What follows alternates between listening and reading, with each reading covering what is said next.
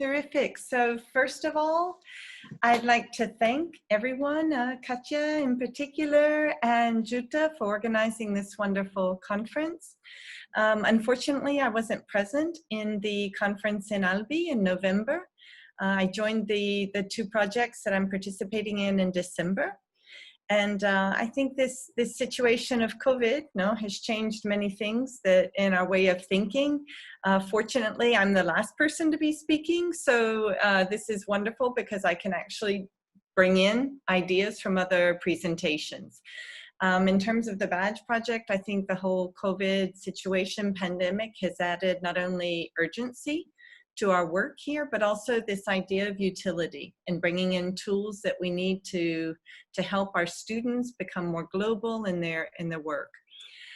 Certainly, I want to thank the partners in Poland and ask them if at any time they want to add in comments, we can do that because their participation has been fantastic. So what I'm doing is working in the two intellectual outputs in number 1 and number 8. So we're doing communication courses for the engineers, but also in what I want to discuss today is English as a medium of instruction at universities for academic and administrative staff. We've talked a lot in the last 24 hours, 48 hours about students and how we're going to help them. But I think it's fundamental that we consider what our instructors are doing and what the administrative staff is doing. So I've put together a couple of slides to work on this. So here you have the names of our colleagues that are working in both of the two outputs that I'm working on. Here we are in Poznan in January. A wonderful team of professionals, of experts in EMI, in professional communication, engineering communication. And of course, we had a wonderful visit to this campus in Poznan University of Technology, and we're able to meet for 2 days to discuss, to brainstorm, to get ideas together. So there we are working, and I wanted to share these lovely pictures. You can see the whiteboard, the flipboard rather, there in the back, nice coffee, beautiful decorations, and just a wonderful atmosphere to feel like we could bring together ideas and put forth something that would be, again, useful tools for our teachers and our administrative staff. So thinking generally in the considerations, we have to think that our international students, our universities, and I'm gonna move this over, almost all technical universities now have coursework in English. I don't think that can be denied for the universities to excel. They need to provide excellent teaching and institutional services.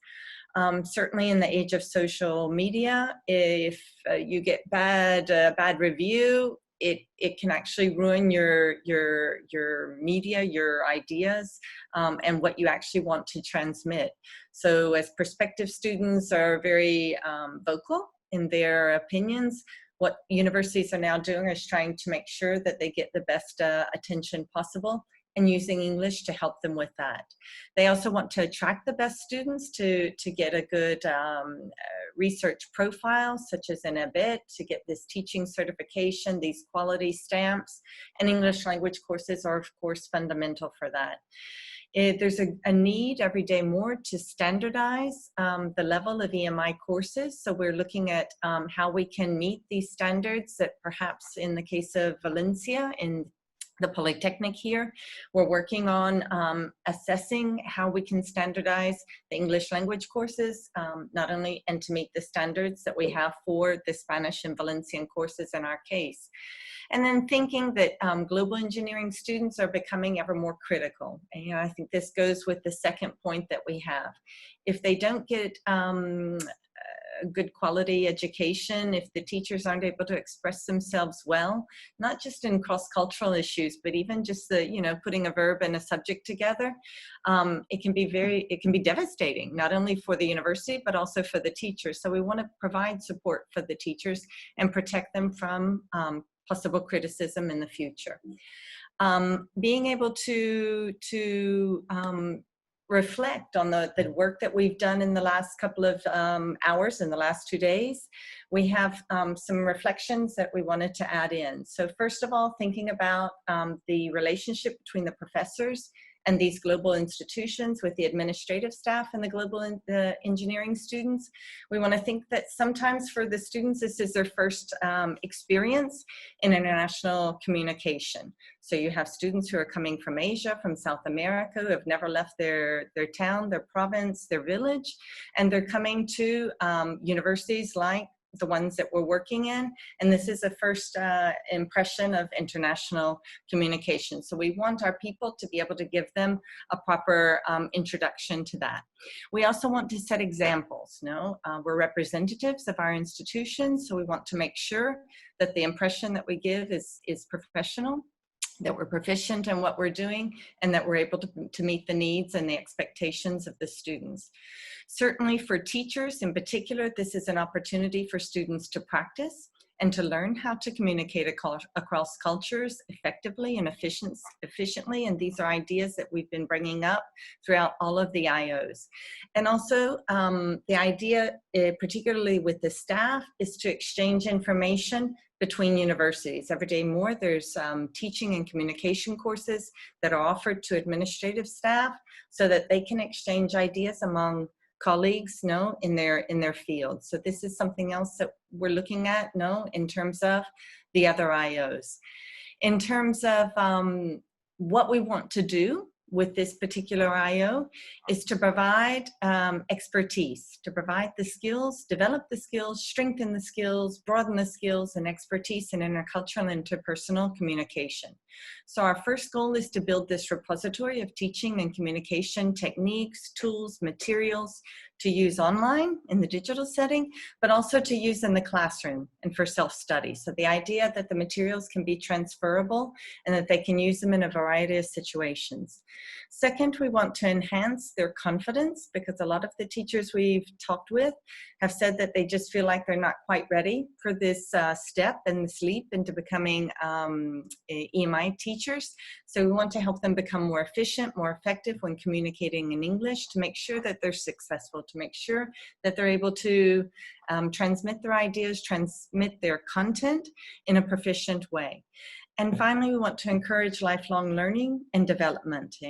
Soft skills development and competence are two ideas that have come up, and we want to enhance those and incorporate them in the IO that we're working on.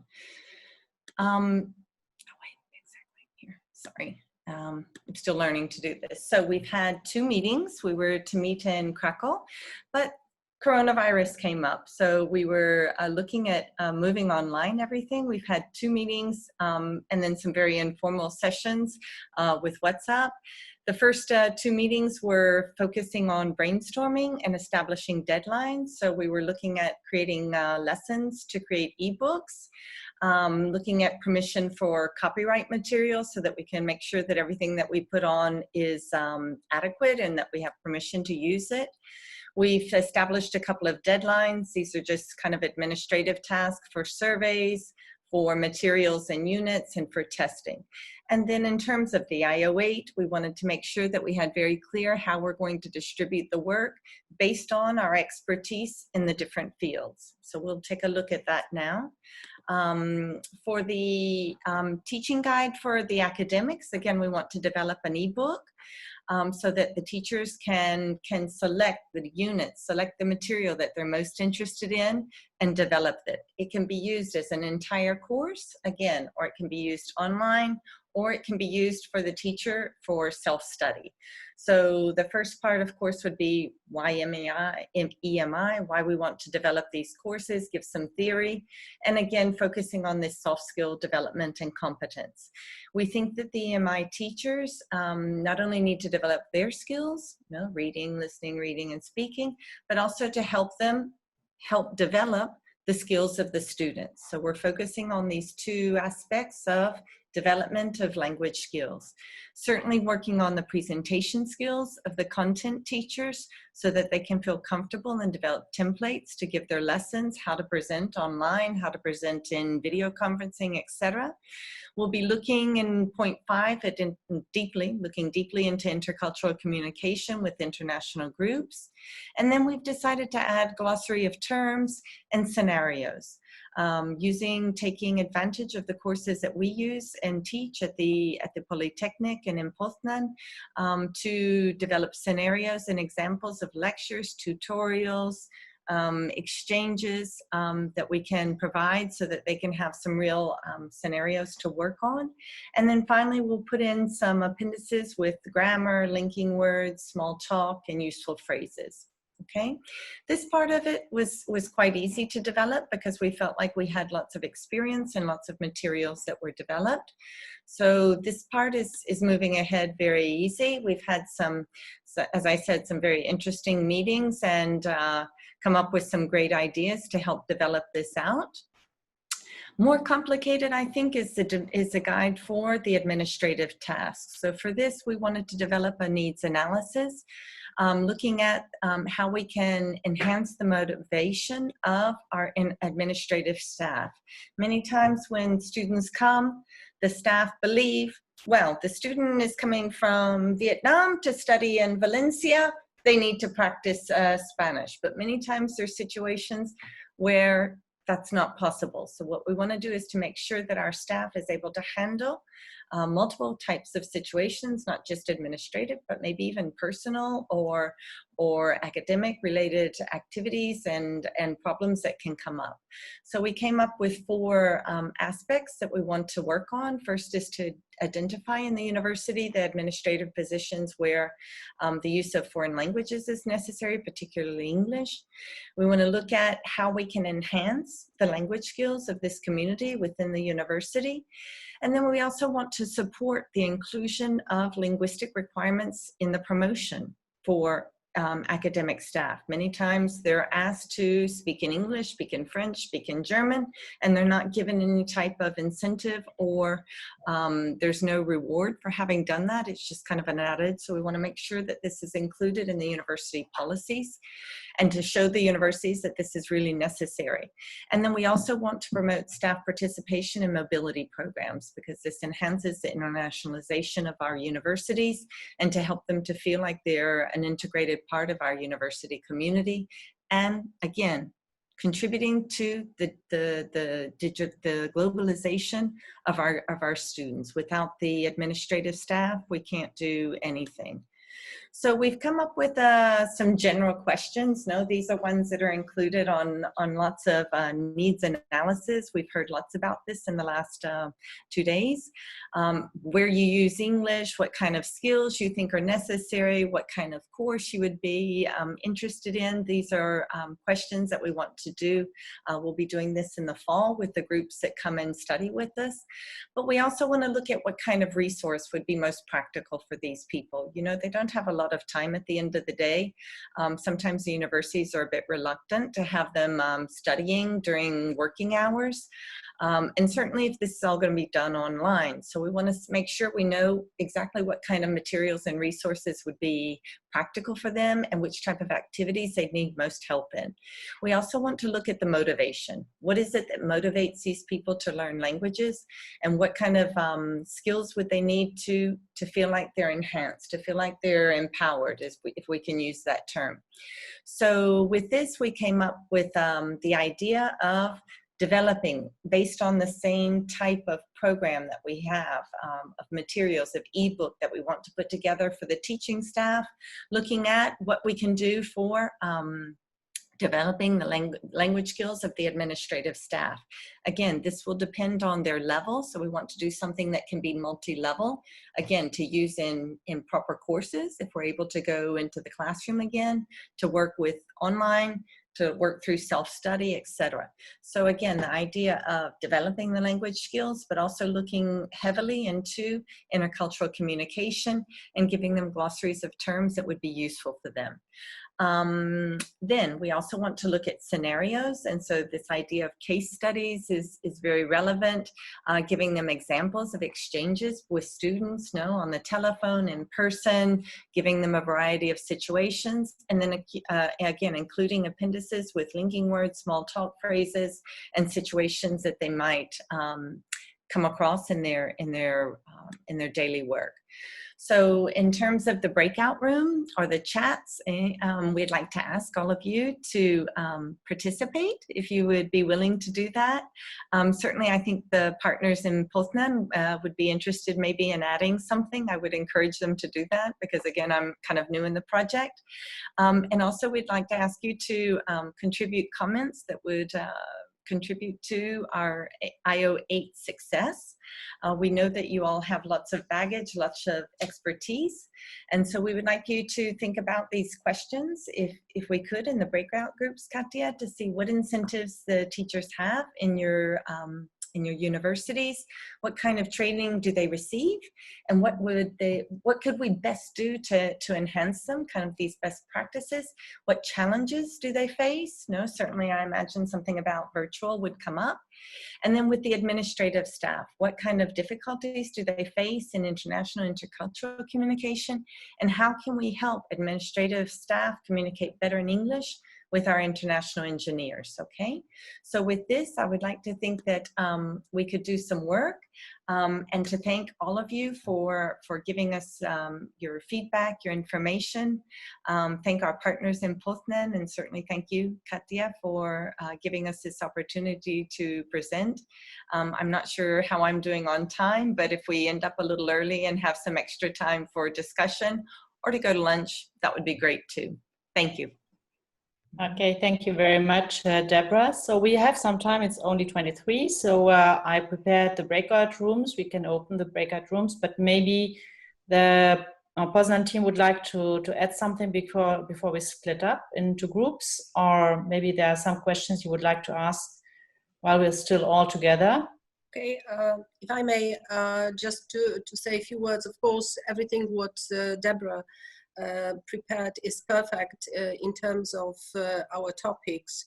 I would like to say that we also are running a national grant at Poznan University of Technology, which is connected very tightly with EMI. So, so far we got a questionnaire from academics about their preparation to run courses, content courses in English.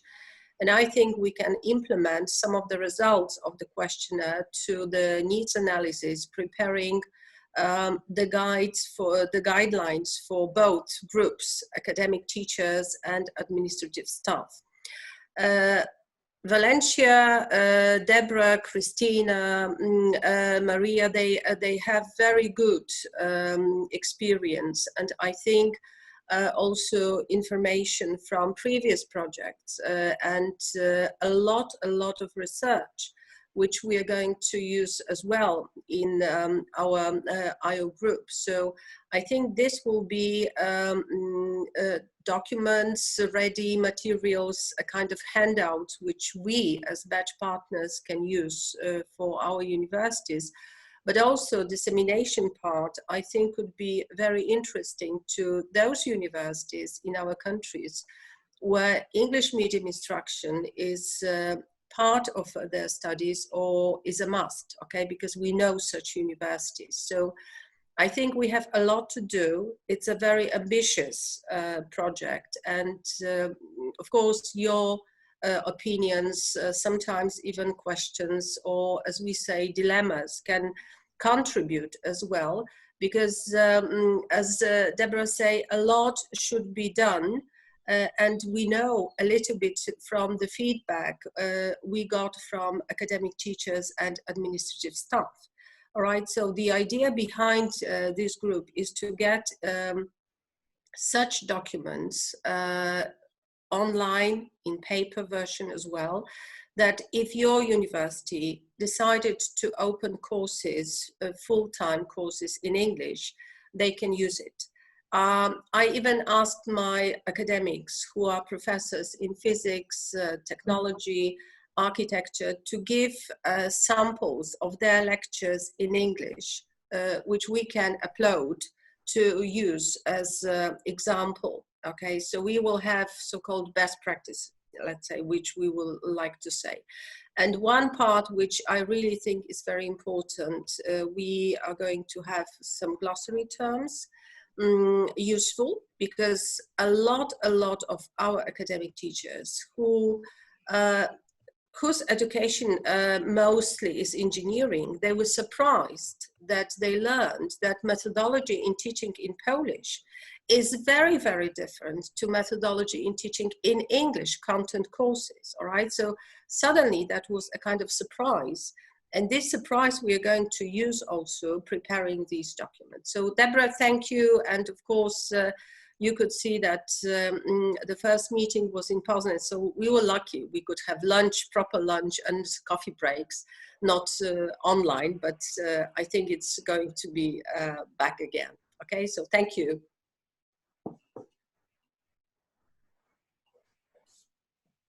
Perhaps. Thank you very much. Yeah, thank you very much, Liliana. I'm sorry, Deborah, just... No, Christina, ahead. I think is on. Christina, would you like to add anything from Valencia? Well, yes, thank you, Deborah, because the presentation has been perfect. I think you have summarized everything we have done, and we have a lot of work to do. We haven't finished yet, and I hope that this go on properly and we can work together without this COVID that we are online, and we need to be face to face and to work together. So hopefully this finishes in the near future. I don't know when, because I think we need to be working together and doing things in another way, because everything online is going to be really, really difficult, but we will try to do it. But everything is, I think, is summarized, and I don't have anything to add. So just say hello, everybody. Yeah, hello. Nice to see you, Christina. Happy to be that you can be with us. Yeah, just to tell you about the budget. The budget for the travel expenses we planned, of course, is still there. It's not gone because it's on another date. So we still have the money to meet and to travel. So hopefully, that's why I said yesterday, maybe we'll spend the last year of the batch project traveling, because we have quite a lot of meetings which have to be done, which were online until now, like this one. We hope to go to Germany also. So we will plan that a bit later on, as soon as it's possible. Anyway, okay, it's very well organized, so thank you very much, because at least we can meet and we see each other. And very useful. It's very perfect. Yeah, it's not replacing real meetings, the online meetings. I agree with that. Okay, so is there any other general comment? Otherwise, I would open the rooms so that we could discuss about EMI incentives, etc., in the little groups. Okay, so I will open the groups. Please join them. I recreated them as some people just joined, so might not be with the same people as you were before. And I will have a look afterwards if I need to change people. But I had a quick look. I think they're not together, the Poznan and Spanish people in one group.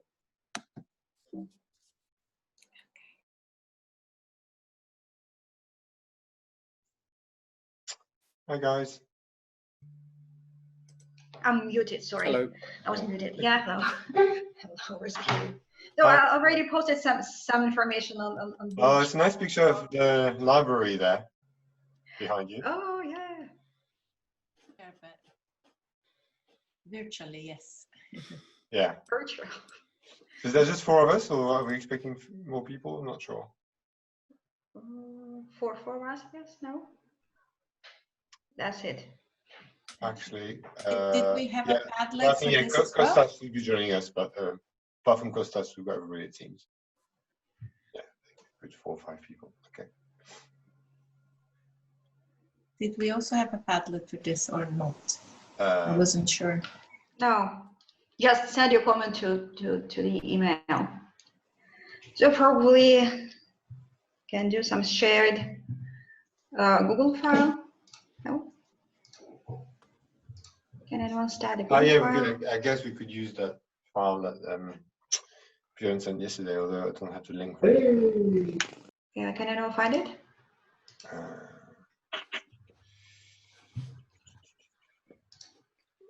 Did the presenter just ask us to put it somewhere? Now to send the comments. I've got the slides. I've got the link to the slides. Hang on, I want to put that. Is that everyone? Is that everyone here? Okay, right. So I think that's where we had the small group meeting notes on. Yes, I guess we could use that. Oh, here's Kostas. Hi, Kostas. Hello, how are you? Good to see you. Well, we don't see, although we don't actually see you, but okay. Here we go. Now we see you see me. How are you? Good, good, and you? Is life nice? Can't complain. All right, nice. How are you, Kostas? I'm okay. Nice seeing you all. Right. So we're just trying to figure out where to write our stuff. We could also use a digital whiteboard. I don't know. then we've got to save it and send it to someone, yeah. Which we could do, I guess, yeah.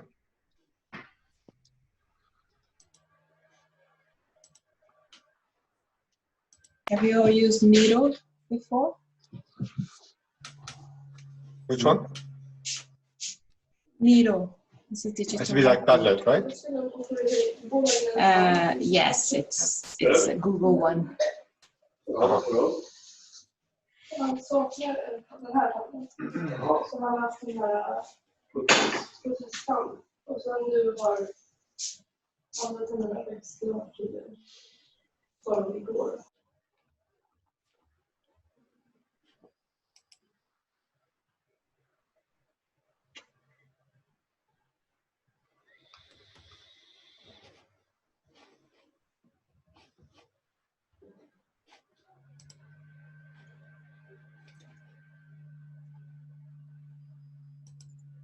What are we doing, guys? I'm just trying to. Not too sure what this thing is.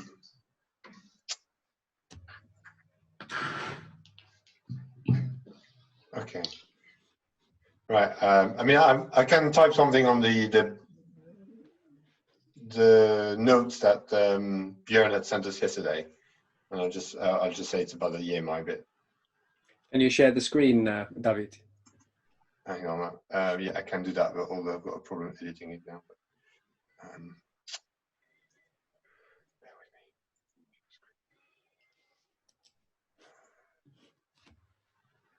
me. Okay, so that's the one, but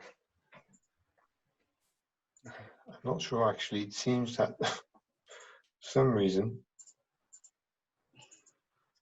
doesn't let me edit it. So maybe he has closed or not. View only. It's on that left-hand yellow button. View only. Can that change to edit? Is that drop down? Oh, here. Sorry, this one here. No, on the left. The view only. The little yellow. You can see the yellow bar. View only with an. Oh, eye. sorry. I had my bar on top of it, so I couldn't see it. Okay. Ah. Okay. Oh, now Björn's gonna have to approve it. We'll see if he reacts. If not, we might have to. Maybe the whiteboard wasn't a bad idea after all. It's only because yesterday it was possible to.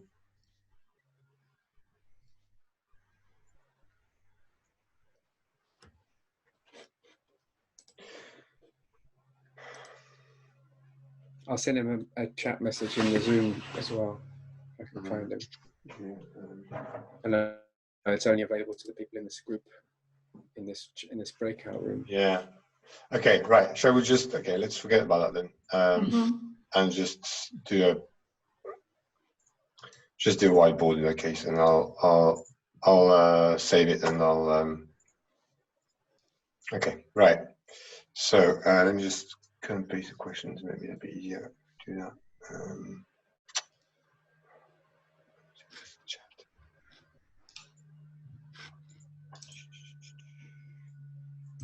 So questions were.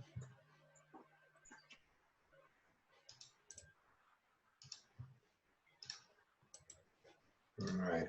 So.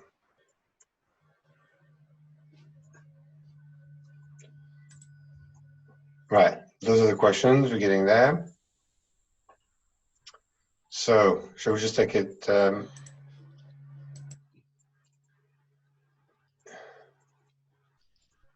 What incentive do EMI teachers have? Do they have any incentives in your respective institutions? Yeah, I did rewrite it at Volga Tech, so the teachers will be paid double salary. So we're not that very much experienced in teaching in English. So this is new for us. We're starting this September only with 300 Indian students. So paid double, yes. Okay. Yeah. And any other? Any other incentives? I guess no. No. Only the money. Only the money. Only the money. Sounds good. That sounds good. Which is not a bad thing, actually. Yes. And what about the other colleagues? Alto? No, nothing at KTH. It's just part of your job. Yeah. I haven't heard of anything. Yeah, no, I would be surprised. I mean, do they have any sort of opportunity for training? And you know, taking part in not that I am aware of. I think it's an individual. In case of Russia, yes. So at our institution, yeah, they have training, they have classes, English classes. Okay. Special training, yes, English classes. Yeah. Do they travel as well? Different levels. Sorry? Do they have some mobility scheme where they can actually go to some other universities? No, this is not supported. Just English classes with the English teachers from the same university. Okay, right. That's it. Shall we just move on? Which type of training do the EMI teachers receive? Okay, so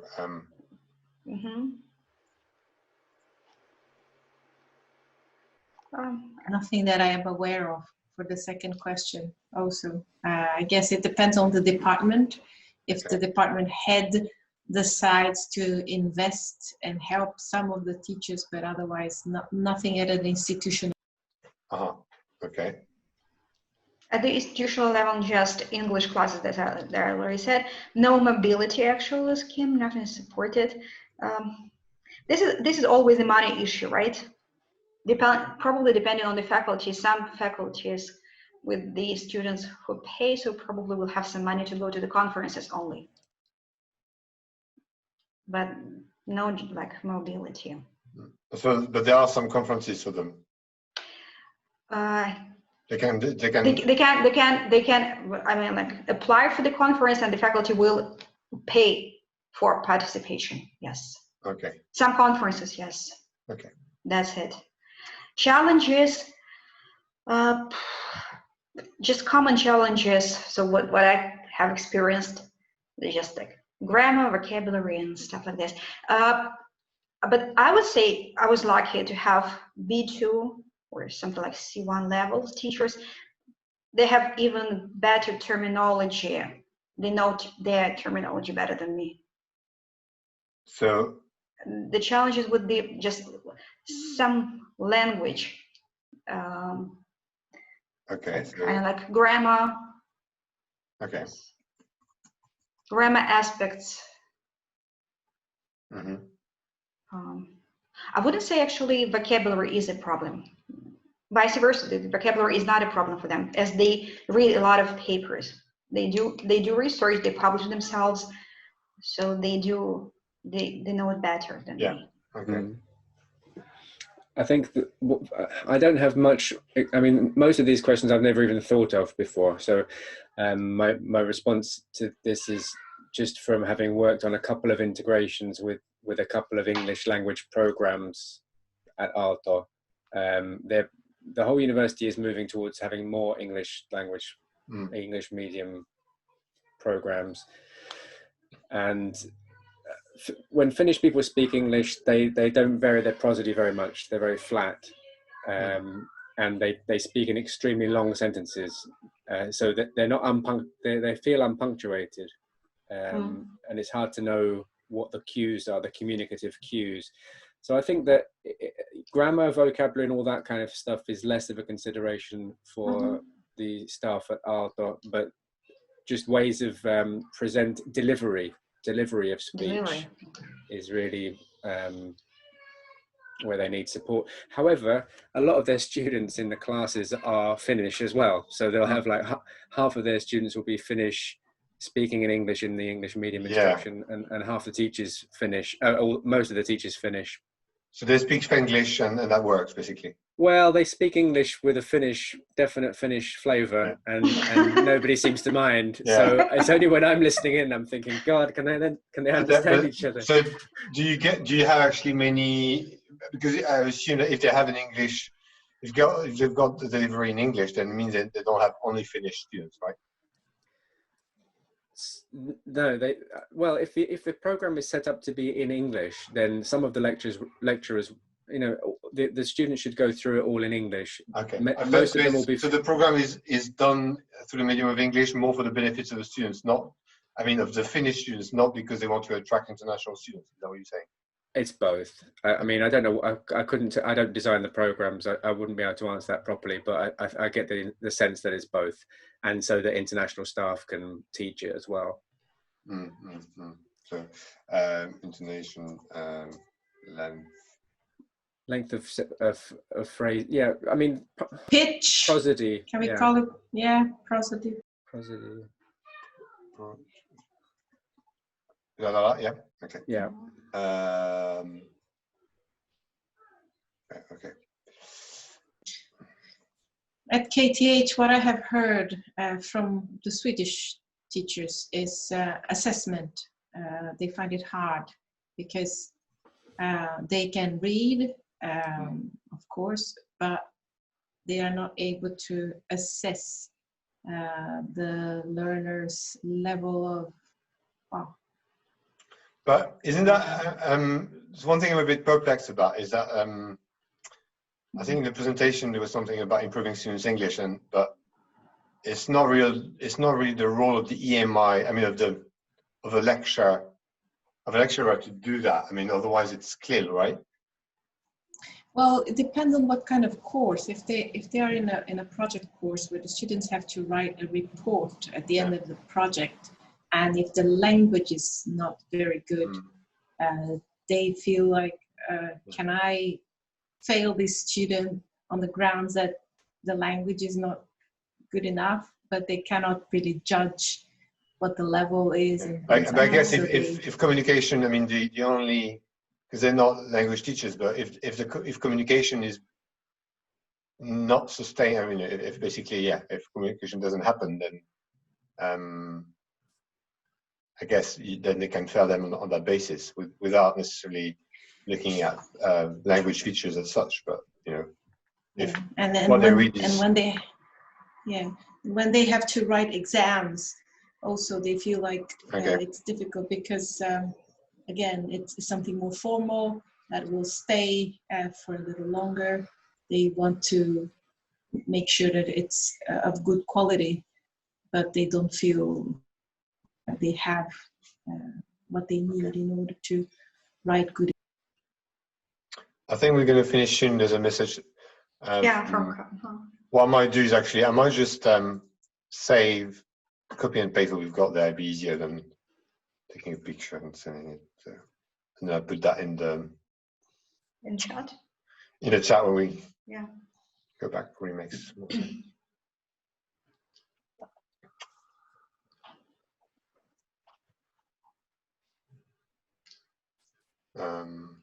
We haven't had time to talk about admin. I'll just say something about admin stuff. We're supposed to be a multilingual institution where anyone can speak Finnish or English or Swedish. And nobody, not everyone speaks all those languages. Some of us only speak one of them. And I've heard Finnish admin people in particular mentioning that it's when they have to work suddenly in English,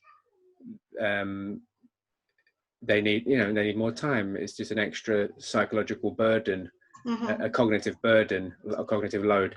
And some people are very fluent in English at the institution, and some people really struggle with it. And so when we work in a plurilingual way, we need to go slower, and often that doesn't happen, and it can make people feel very stressed and left out.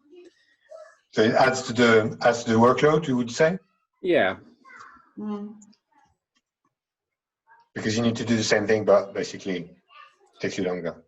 It's not just that, but it's just having this conversation. You know, if you're fluent and you're happy in that language, then it's fine. But if you're not, then you're doing extra work just to keep up. Yeah, it's work in that sense as well. Yeah. Mental load, I guess, or bandwidth or something. Sure.